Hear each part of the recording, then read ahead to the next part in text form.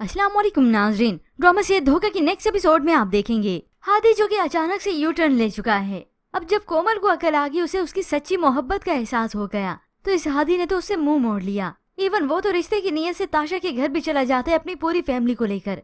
अब जब कायनात को मालूम हुआ तो उसे समझाती है, तुम दोनों की केमिस्ट्री नजर आती है सबको हादी, मैं कुछ कह रही हूँ। तो उसी वक्त ताशा आ गई, कायनात को इसके साथ देखा तो वो इसे यहाँ से भेजने की करती है।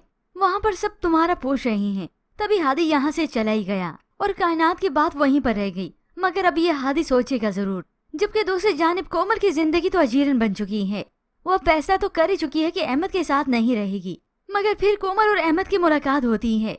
हो सकता है इसी वक्त कोमल हॉस्पिटल में मौजूद हो, मगर इसने अहमद को साफ कह दिया कि वो उसके साथ अब नहीं रहना चाहती। मगर इस अहमद के सर पर तो जैसे भूत सवार है। कह दिया कि तुम्हारी ये ख्वाहिश भी मैं पूरी कर दूंगा, लेकिन तुम्हें मिसाल बनाने के बाद। अब ऐसे कुछ वक्त बीतने के बाद हो सकता है कायनात की वालदा इंतकाल कर गई हो, या फिर कायनात की बच्ची को कुछ हो गया हो। तो यूं कायनात के मायके में सफे मातम बिछ जाता है। अपनी वालदा से अलग होने का दुख उसे अलग होता है। मगर यहाँ पर तो फिर एक और तमाशा बर्पा हो जाता है। अहमद जो आकर गुस्सा करता है इस कोमल पर, तो भरी महफिल में आखिरकार सिला ने सबको बता दिया। मारा इसने इसे, शर्म नहीं आती इसे इंसान को। हादी भी यहाँ पे मौजूद है। ये सारी बातें सुनकर तो उसे अहमद पर गुस्सा आ जाता है। फौरन से उस पर लपक पड़ा, उसका गिरेबान पकड़ लेता है। तुम्हारी हिम्मत कैसे हुई इसे हाथ लगाने की? तो फौरन से पुलिस इस अहमद को पकड़ लेती है।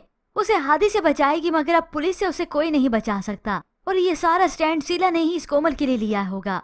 होप्स वो पुलिस रिपोर्ट करवा के इसे पुलिस के हवाले ही कर दे, क्योंकि कोमल पहले तो खामोश हो गई थी, अब की बार खामोश नहीं होगी। और शीला भी ऐसों के लिए स्टैंड लेना जानती है। और अब खाएगा ये अहमद जेल की हवा।